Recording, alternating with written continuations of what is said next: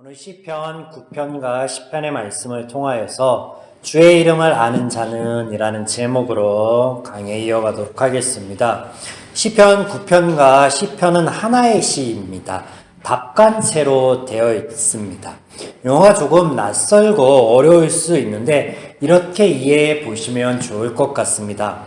영화 사운드 오브 뮤직이라는 이 영화 안에 우리가 너무나 잘 아는 노래가 하나 등장합니다. 바로 도레미송이죠. 도는 하얀 도화지, 레는 둥근 레코드, 미는 파란 미나리. 그래서 도는 도화지, 레는 레코드, 미는 미나리. 이게 바로 답간체입니다. 본 시는 히브리어의 알파벳의 순서에 맞춰서 지어져 있습니다.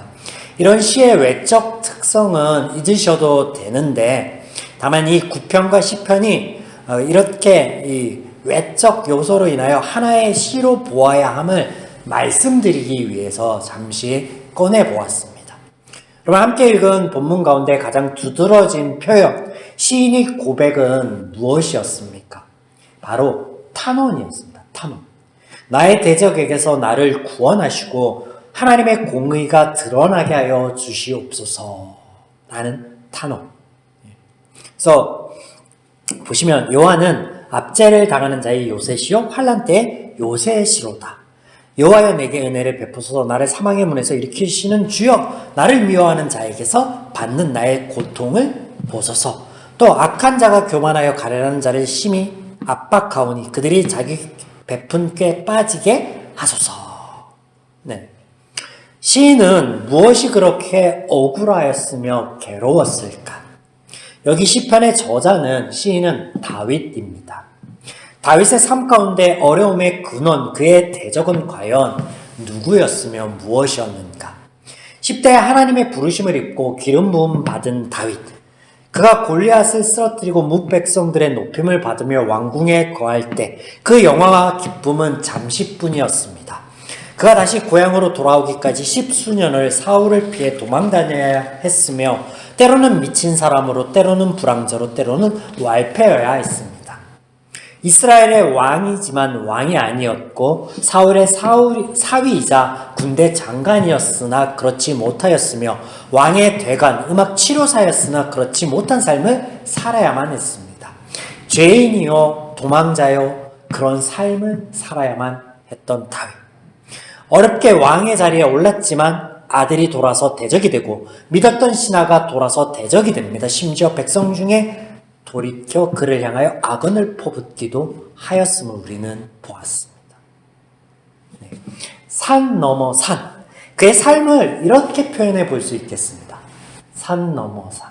하나의 대적을 물리치고 해결되고 나니 다른 대적이 서 있고 이런 그의 삶, 또 죄인의 삶을 본 시에서는 아주 잘 나타내고 있다 할 수 있겠습니다. 자, 보겠습니다. 첫 대목 9장 1절부터 2절은 하나님을 찬양함으로 시를 시작하고 있습니다. 시인은 이 찬양은 그의 경험에서 왔다라고 고백하고 있습니다. 기이한 일들 그리고 주의 이름 등의 표현이 자신의 삶 가운데 베푸신 주의 은혜에 대한 경험을 말하고 있는 것임을 우리는 알 수 있죠. 그래서 지난주 시편 8편의 주의 이름 이것을 말씀드리며 이것은 경험에 관한 고백이다 라는 것을 살펴보았습니다. 이런 시인의 경험은 미래에 대한 하나님의 인도와 역사하심에 대한 소망으로 이어집니다.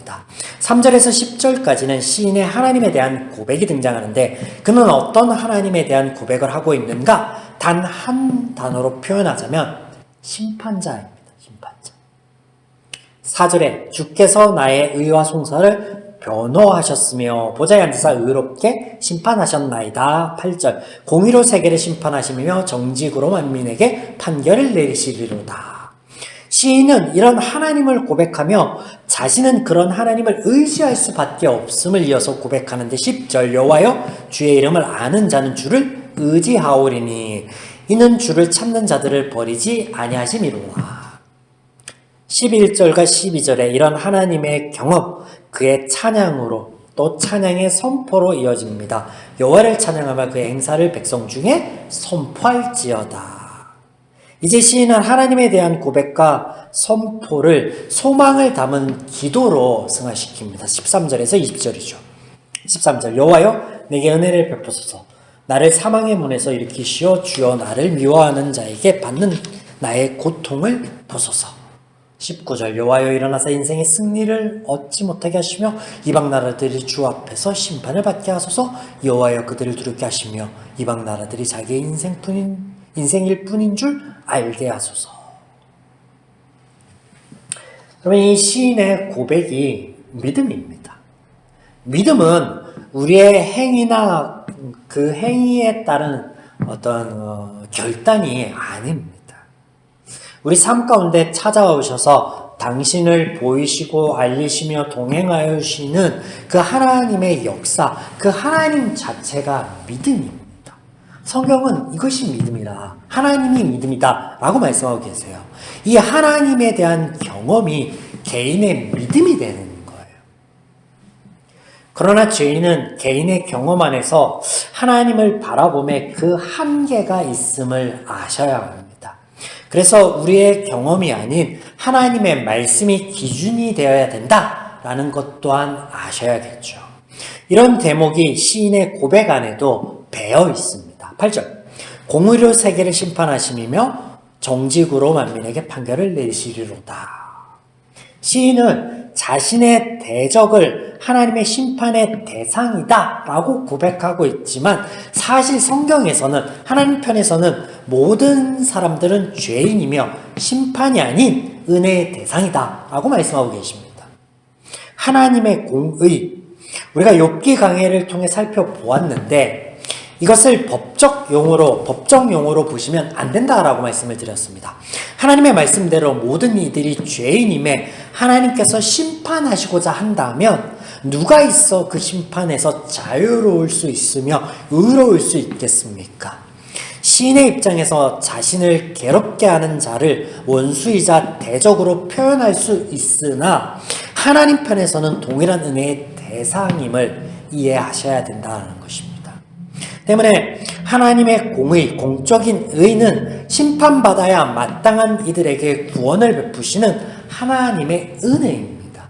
다시 한번 하나님의 공적인 의는 심판받아야 마땅한 이들에게 구원의 은혜를 베푸시는 그 하나님의 역사 자체이다 라는 것이죠. 이어지는 시편의 내용 또한 이런 죄인의 이 하나님의 공의에 대해서 하나님에 대하여 알지 못하는 한계를 여실히 보여주는 대목이라 할 수 있겠습니다. 시편 1절 보시겠습니다. 여호와여 어찌하여 멀리 서시며 어찌하여 환난 때 숨으시나이까. 어찌하여 잠잠하시나이까. 어찌하여 숨으셨나이까. 우리 경험과 그 고백대로라면 하나님께서 대적을 물리치시고 나를 신원하여 주셔야 하는데 여전히 나는 대적들 가운데 고통을 받고 있음에 대하여 탄원하며 하나님의 부재함에 대하여 원망 담은 탄원을 하고 있다는 거예요. 하나님, 어찌하여 여전히 나는 나의 삶은 변함이 없고 이런 삶을 바라볼 때 하나님이 역사하지 않는 것 같고 하나님이 안 계시는 것 같고 하나님이 도와주시지 않는 것 같다라는 거죠. 그런 탄원을 하고 있습니다. 2절과 11절은 그래서 그런 악인, 나를 향한 횡포에 대하여 고발하고 있고 12절에서 18절은 그럼에도 불구하고 의지할 수 있는 하나님밖에 없음에 하나님을 향한 탄원으로 이어집니다. 무엇입니까? 9편부터 10편으로 이어지는 이 시인의 고백, 하나님을 찬양하였다가 하나님에게 소망을 바라였다가 또 하나님을 원망하였다가 또 날 대적하는 자들을 하나님께 고발하고 또 그럼에도 불구하고 하나님을 의지할 수밖에 없음을 고백하고 뭐예요? 복음서 가운데 예수님의 비유의 말씀을 인용하여 보면 이렇게 볼 수 있겠죠. 귀신을 쫓아내었더니 그 빈 곳을 보고 전보다 더 악한 귀신 여럿이 들어온 형국이다. 앞서 다윗의 이야기처럼 산 넘어 산. 예수님께서 죽은 이들을 살려주신 적이 여러 있었죠. 그래서 그들이 죽음으로부터 자유하여졌는가, 다시는 죽음을 경험하지 아니하였는가? 아니라는 것입니다. 시간이 지나면 그들은 다시 병으로 죽던, 수명을 다하여 죽던, 결국은 죽습니다. 하나님께서 악인의 행포 가운데 나를 건져주셨음에 찬양을 하였는데 또 다른 대적이 나를 괴롭히니 끝도 없다라는 거예요. 산 넘어 산입니다. 이런 현실이 우리의 믿음과 정의에 대한 신념을 포기하도록 하는 가장 강력한 유혹이 되어 우리 삶 가운데 현존합니다. 그렇다면 무엇이 답일까요? 어떻게 해야 하는 것일까요? 이 답 또한 본문의 시인의 고백 가운데 찾아볼 수 있음에 나눠보도록 하겠습니다. 9장 15절입니다. 이방 나라들은 자기가 판 웅덩이에 빠짐이며 자기가 숨긴 그물에 자기 발이 걸렸도다. 자신의 꾀에 자신이 걸린다라는 죄는 죄의 결과를 낳는다라는 말씀을 하십니다. 그래서 복음서에서 예수님을 넘어뜨리려 올무에 걸리려고 하는 그들이 유대 종교 지도자들로 대표되는 죄인들이 자신의 꾀에 자신이 빠지며 자신이 쳐놓은 올무에 자신이 걸림을 성경은 보여주고 있습니다. 이것을 알아서 죄가 아닌 우리는 하나님의 마음과 원리로 살아가야 함을 하나님께서 천명하십니다. 하나님의 마음과 원리로 우리가 살아갈 때 비로소 하나님의 창조 세계 안에 거하며 복과 은혜를 온전히 누릴 수도 있을 것입니다. 그렇다면 먼저 이를 위해 우리가 해야 될 것은 죄에 대해 알아야 한다는 거예요. 그러면 그 반대되는 하나님의 마음과 원리가 무엇인지도 보이게 되죠. 10장 2절과 11절 안에는 악인의 행포에 대한 이 시인의 고발 속에 우리가 이 죄에 대하여 죄의 근원에 대해서 살펴볼 수 있어 살펴보고자 합니다. 첫째, 하나님의 존재 자체를 부인함입니다. 4절에 보면 하나님이 없다 하나이다. 하나님의 존재에 대한 부인이 하나님의 역사하심에 대한 부인으로도 이어지는데 11절 하나님이 잊으셨고 그의 얼굴을 가리셨으니 영원히 보지 아니하시리라 하나이다. 하나님의 역사하심에 대한 부인이죠. 13절 악인이 하나님을 멸시하여 그의 마음에 이르기를 주는 감찰하지 아니하리라. 신은 있지도 없으며 그러므로 신의 돌아봄은 신의 임재와 역사와 공의와 섭리 그런 건 없는 것이다 라고 말하고 있는 것입니다. 하나님의 존재에 대한 부정은 그런데 여러분 사실 하나님의 살아계심에 대한 증명만큼 어렵습니다. 시편 8편에서 이미 나눈 바 하나님의 모든 피조 세계를 볼 때 그분의 존재를 부인할 수 없기 때문에 그렇습니다. 그것은 신학자이자 말씀을 증거하는 제 입장에서의 얘기가 아니라 모든 이들이 자연 세계를 바라보고 연구하고 알아가면 알아갈수록 고백하는 공통된 고백이에요. 그것이 하나님이 아닌 다른 어떤 신적인 존재로 고백하고 있을 뿐이지 신 자체가 없다라는 말은 그건 존재 증명할 수가 없다라고 말하고 있습니다. 자, 이것을 통해서 우리는 우리의 삶 속에서 또 나의 기도 가운데 하나님의 일하심이 우리 눈에 보이지 않고 나에게 느껴지지 않을 그때에도 하나님을 부인하는 어리석음을 범하지 말아야 되는 것에 대해서 하나님이 우리에게 넌지시 알려주고 계시는 거예요. 둘째, 그들이 추구하고 의지하는 것들입니다. 죄가 추구하는 것. 본문에 등장하는 이 대적이 추구하는 것은 자기 자신 그리고 권력, 재물, 자신들만의 안위와 행복입니다. 6절 나는 흔들리지 아니하며 대대로 환난을 당하지 아니하리라. 마음속에 이런 견고한 마음이 있는데 그것을 세 번역으로 한번 번역하여 읽어드리면 이렇습니다. 내가 망하는가 두고 봐라. 나에게는 언제라도 불행과 저주란 없다. 자신하는 거예요. 나를 믿고 내가 이것을 능히 드리블할 수 있어 라고. 이를 위해서 수단과 방법을 가리지 않으며 도덕을 무시하고 정의를 따라 살지 않고 사람들의 판단도 하나님의 심판도 개의치 않습니다. 연약한 자들을 착취하고 억압합니다. 7절과 8절 역시 세 번역으로 읽어드립니다. 그들의 입은 기만과 폭언으로 가득 차 있고 욕설과 악담이 가득합니다. 그들은 으슥한 길목에 숨어 있다가 은밀한 곳에서 순진한 사람을 쳐 죽입니다. 그들의 두 눈은 언제나 가련한 사람들을 노립니다. 반대로 그러면 우리가 추구해야 할 것들, 우리가 바라보아야 할 것들은 무엇인가? 시편 16절에서 17절. 주님은 영원 무궁토록 왕이십니다. 주님께서는 불쌍한 사람의 소원을 들어주십니다. 그들의 마음을 굳게 하여 주시고 그들의 부르짖음에 귀 기울여 주십니다. 역시 세 번역으로 읽어드렸습니다. 시인의 이 탄원의 고백은 현재의 억압과 핍박 속에 있는 사람들에게 미래의 해결책으로만 보일 수 있을 것입니다. 무슨 말이냐면 하나님이 왕이시니까 종국에는 이 문제를 해결하여 주실 거야 라는 고백은 지금 나의 현실에는 도움이 되지 않는 미래의 것으로 그렇게 놓을 수 있겠다라는 것이죠. 제 득세와 지속됨이 영원할 것 같으나 끝이 있다. 또 하나님께서 그 가운데 고통받는 이들의 신음소리를 귀 기울이신다.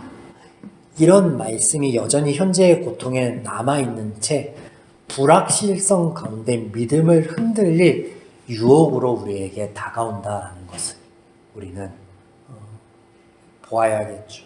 네. 그러나 하나님의 이름을 아는 시인의 고백 가운데 확실한 것이 있습니다. 확실한 일이 있어요. 그게 뭔가 하나님의 존재하심과 하나님께서 함께 하심의 약속입니다. 자, 이 약속 안에 확실한 또 한 가지는 마음을 굳게 하여 주심. 마음을 굳게 하여 주심. 마음의 확신과 평안을 의미하는 것. 이건 확실한 약속이에요. 이 안에서 우리가 추구하며 의지해야 될 것을 또한 두 가지를 말씀드리며 말씀을 마무리 지으려고 합니다. 첫째는 현실을 직시하는 것입니다. 나의 처한 상황이 무엇이 문제인가? 옳고 그름 도덕적인 판단 정의에 가는 것이 아닌 죄에 가는 것임을 알아야 합니다. 하나님의 살아계심과 역사하심, 임재와 동행하심에도 여전히 우리의 삶 속에서 각양의 고통과 문제들이 산재하고 있는 것은 죄 때문이라는 거예요. 세상은 죄의 원리 가운데 움직여지고 있습니다. 그리고 우리는 그 안에 거하고 있죠. 또한 하나님께서 이 죄, 사단을 제거하고 멸하지 않으시는 것은 산재하도록 두고 계신 것은 나를 위함임을 기억하셔야 합니다. 우리의 삶에 아픔이 있기에 하나님을 의지하게 됩니다. 의지할 수 있습니다. 하나님의 원리, 말씀이 좋고 선한 것임을 알 수 있습니다. 제 원리를 보고 경험하기 때문에, 그 가운데 아픔을 알기 때문에. 그러므로 은혜를 은혜로서 누릴 수 있는 것입니다. 둘째는 마음의 확신과 평안을 위하여 하나님께 탄원하는 거예요. 하나님이 존재하고 계신다. 우리는 죄와 달리 이것을 인정하죠. 그리고 그 하나님이 우리의 마음과 생각을 지키실 것을 또한 우리는 믿죠. 이거는 미래가 아니라 현실이에요. 그 하나님 우리가 의지할 때, 그 하나님께 탄원할 때, 동일한 환경과 어려운 핍박 가운데 하나님의 역사와 위로를 바라며 하나님을 찾고 구하는 시편의 기자처럼 우리 또한 하나님 앞에 우리의 모든 어려움과 아픔, 괴로움을 투명하게 내려놓으면 됩니다. 이미 아시고 귀 기울일 준비를 하고 계신 그 하나님께 10번이고 100번이고 하나님께 나아가야 됩니다.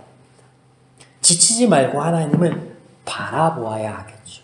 죄의 원리가 편만한 세상 가운데 살아감을 잊지 말며 그래야 하나님을 부정하거나 나아가 나 또한 죄 편승하여 시인이 고발하는 대적이 되지 않을 수 있겠죠.